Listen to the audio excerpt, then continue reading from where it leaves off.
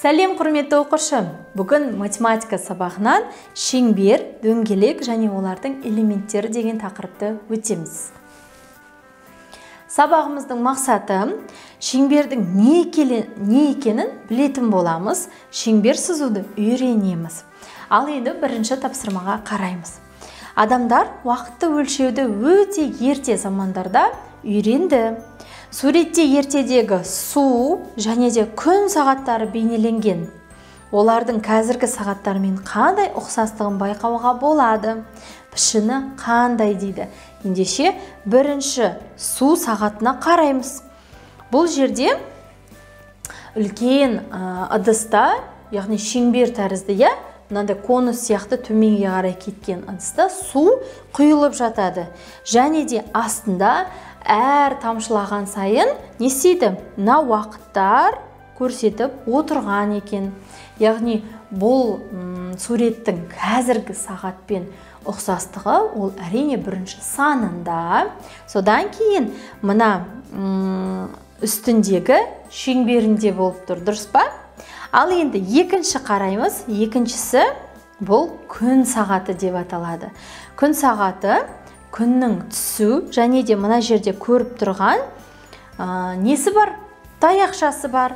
Осы күн түскен кезде таяқшасы қай сағатты көрсетеді?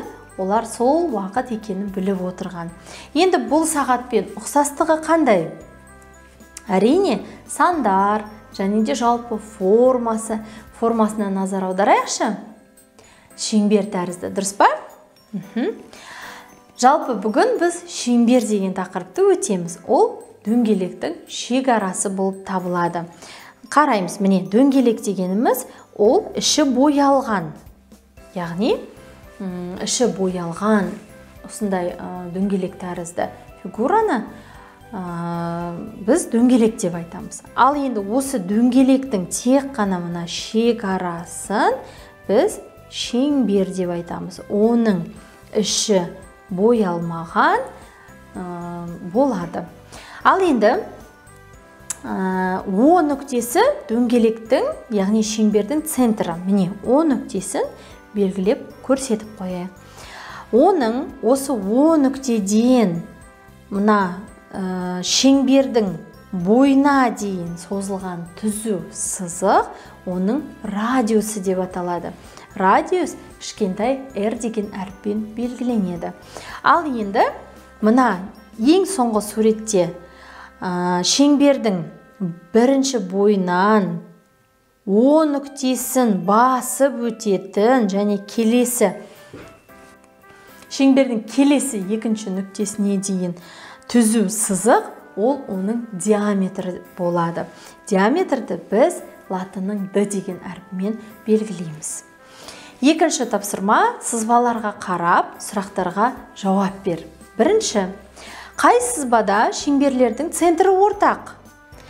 Осы шеңберлердің радиусының ұзындығы бірдей ма дейді. Ендеше центрлері ортақ, біз екі шеңберді табуымыз керек. Мысалы, біріншісіне қарасақ, міне екі центр ортақ па?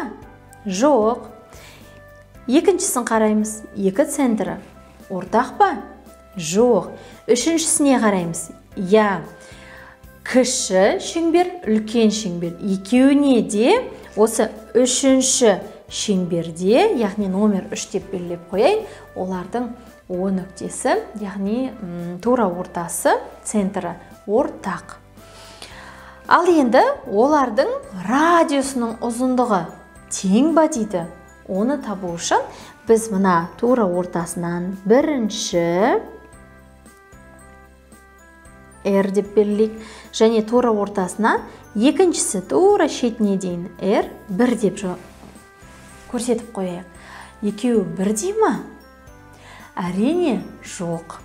Келесі, қай сызбада шеңберлердің радиусы ортақ және радиустарының ұзындығы әртүрлі дейді. Ал енді радиустары ортақ екенін табу үшін не істейміз? Мысалы, мына шеңбердің радиусы мынау, екеуі ортақ па? Жоқ. Келесі, екіншісінде де ортақ емес, үшіншісі бірден ортақ емес екенін көріп тұрмыз. Төртіншісінде ортақ жері бар, қиылысатын жері, бірақ толық емес. Келесі, мына бірінші және екінші радиус, яғни номері 5-ші радиуста олардың несі екен? Радиустары бір-біріне ортақ екен. Келесі, Б. Әртүрлі шеңбердің центрлері ортақ және радиустар бірдей бола ма? Бұл сұраққа сен қалай жауап берер едің? Кәнекей, ойланып көрші. Үшінші тапсырма, берілген радиустағы шеңберді салу қажет. Ол үшін бізге циркуль оқу құралы қажет. Сол циркульді мына тура суреттегідей саласың. Ендеше, бірінші, инесін нөлге апарамыз. Ал енді циркульдің қарандашы бар үшін сызғыштың 3 сантиметр, яғни біз радиусы 3 сантиметр болатын шеңбер сызайық деп жатырмыз. Екінші, осы өлшеммен циркульді дәптерге қоямыз. Яғни темір жағын қойып, ал енді қарандаш жағымен тура төбесінен ұстап, шеңбер жасап шығамыз, айналдырып. Сонда біз 3 сантиметр болатын шеңбер сыздық. Ал енді сендер тағы да осы циркульдің көмегімен радиусы 2 сантиметр болатын шеңбер сыза аласыңдар ма? Төртінші тапсырма. Адам тәуліктің 3-тен 1 бөлігінде ұйықтайды. Ал қалған уақытында ояу болады. Сонда адам қанша уақыт ұйықтамайды? Қанша уақыт ояу болады дейді. Ол үшін бір тәулікте қанша сағат бар екенін еске түсіруіміз керек. Бір тәулікте әрине 24 сағат. Енді 3-тен 1 бөлігін ұйықтайды дейді. Не істейміз? Осы 24 сағатты біз 3-тен 1 бөлігін табу үшін 3-ке бөліп 1-ге көбейтеміз. Яғни 3-тен 1.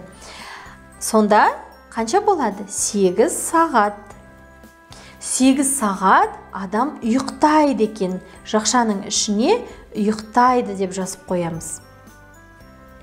Ал енді неше сағат ұйықтамайтынын табу үшін не істейміз? 24 сағаттан осы 8 сағатта азайтамыз. Сонда қанша сағат ұйықтамайды екен? 5-ші тапсырма, есепте тексеруді орында. Бұл тапсырмаларды баған түрінде орындау қажет. Және де, егер қосу болса, біз оны азайтумен тексереміз. Ал азайту болса, оны қосумен тексеретінімізді ұмытпаймыз. 6-шы тапсырма, салыстыр. 90 минутты біз 1 секундпен салыстыруымыз керек. Әрине, 90 минут артық. 2 сағат 120 минут.